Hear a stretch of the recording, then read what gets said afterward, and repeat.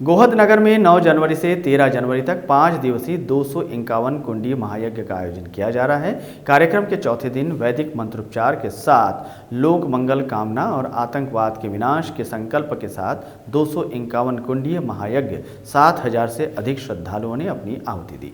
श्रद्धालुओं के साथ मुख्य अतिथि गायत्री परिवार के मुखिया और देवगुरु संस्कृति विश्वविद्यालय हरिद्वार के कुलपति डॉक्टर चिन्मय पांड्या ने भी आहुति दी। इधर एक तरफ कुंभ है और इधर शांति कुंज है। गायत्री यज्ञ में आप आए इसको लेकर ये बहुत ही गौरव और सम्मान का विषय है।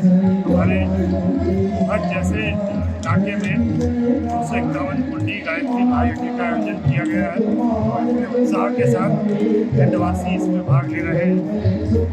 इससे भी ज़्यादा आज का विषय है निर्माण योजना गायत्री परिवार के हमारे मार्गदर्शक हैं डॉक्टर पंड्या जी। उन्होंने अपनी वाणी से हमें प्रदान किया यहाँ और निश्चित रूप से उन्होंने जो हमारे बीच फर्क जगाई, जो हमारे बीच उन्होंने कहा है, उत्साह जगाया है, उसका प्रभाव हमारे कार्य पे पड़ेगा।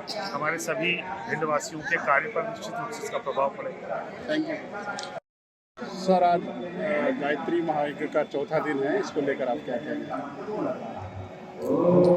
ये गोहद की हमारी जो पवित्र और पावन भूमि है, इसने एक इतिहास रच दिया है।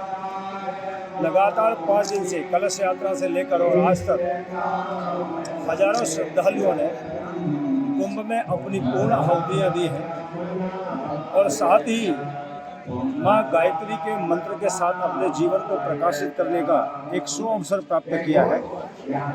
आज इस कार्यक्रम में दीपोत्सव में और हमारे चिन्मय पांड्या जी भैया, उनका जीवन को प्रकाश देने वाला एक उद्बोधन उनका आज हुआ है और हम सभी को विश्वास है उन्होंने जो मार्ग दिखाया है वो मार्ग जीवित कल्याण का है, व्यक्ति कल्याण का है, संस्कृति और हमारे धर्म के मार्ग के द्वारा बताए हुए रास्तों को बताया है। इससे सभी का जीवन प्रकाशमय होगा। ये बहुत अच्छी बात कही।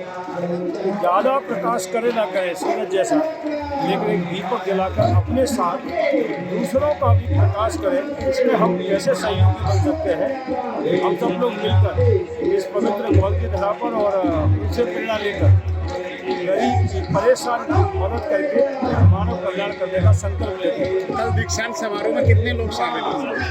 दीक्षांत समारोह में ये चवरिया कार्यक्रम नहीं है, ये श्रद्धा और विश्वास पर टिका हुआ है।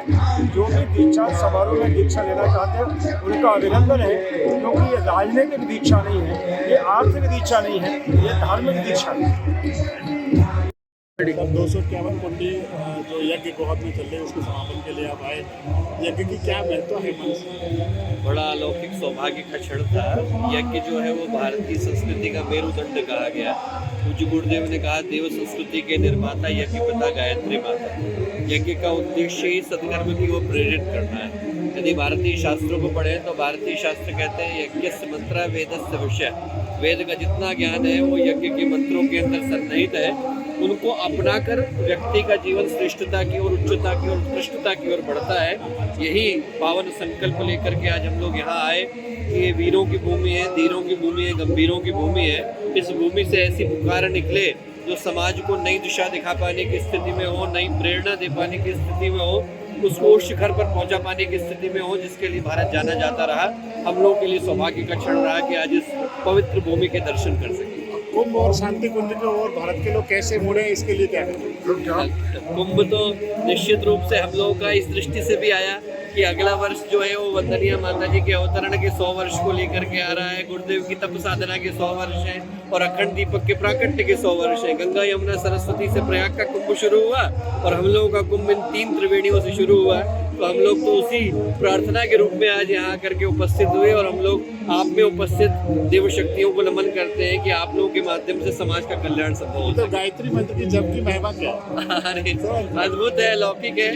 गायत्री मंत्र महामंत्र है, उससे बढ़कर के दूसरा मंत्र नहीं। अकेला ऐसा मंत्र है जिसके लिए ये प्रार्थना सन्निहित है कि वो नर को नारायण, मानव को माधव, इंसान को भगवान बनाती है। भटके हुए को ऊपर तक, शिखर तक पहुंचा पाने की सामर्थ्य गायत्री के मंत्र के अंदर है।